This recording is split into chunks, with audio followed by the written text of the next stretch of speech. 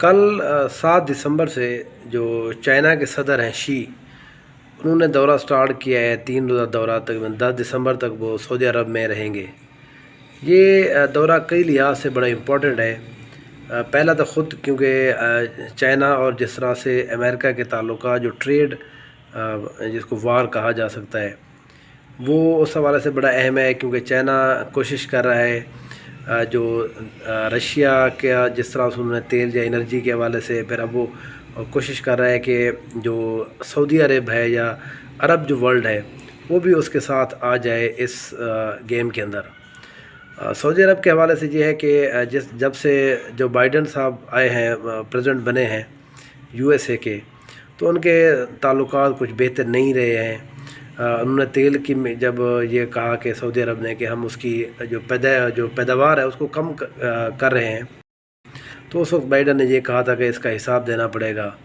ظاہر ہے سعودی عرب کے اندر ایک مونارکی ہے، ایک بادشاہ بیٹا ہے، پھر محمد بن سلمان جس طرح کی جو اگریسو ان کی جو سیاست ہے، جو پالیسیز ہیں، اس وجہ سے سعودی عرب بھی تقریباً 7 دہائیوں کے بعد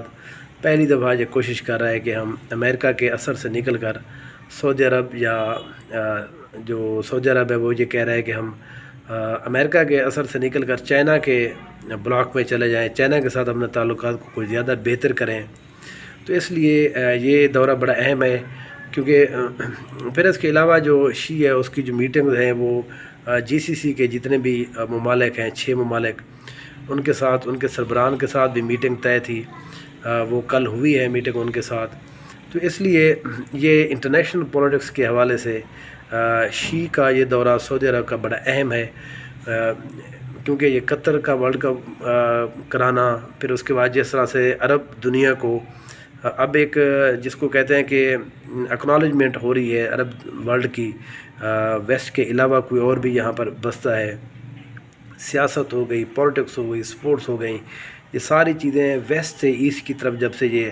آنا شروع ہیں، جو ٹرینڈ سٹارٹ ہوا ہے، میں یہ سمجھتا ہوں یہ اسی کی ایک کڑی ہے۔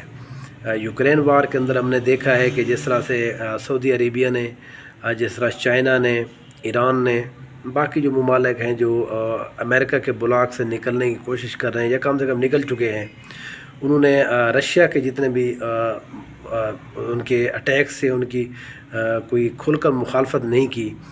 بلکہ وہ یہ کہتے رہے ہیں کہ جس طرح امریکہ ساری دنیا کو ساری زندگی ٹرخاتا رہا ہے، جی ہم یہ نہیں چاہتے، یہ ہونا چاہیے، اب دنیا بھی ویسٹ کے ساتھ وہی طریقہ اپنا رہی ہے کہ یہ ہونا چاہیے، یہ نہیں ہونا چاہیے۔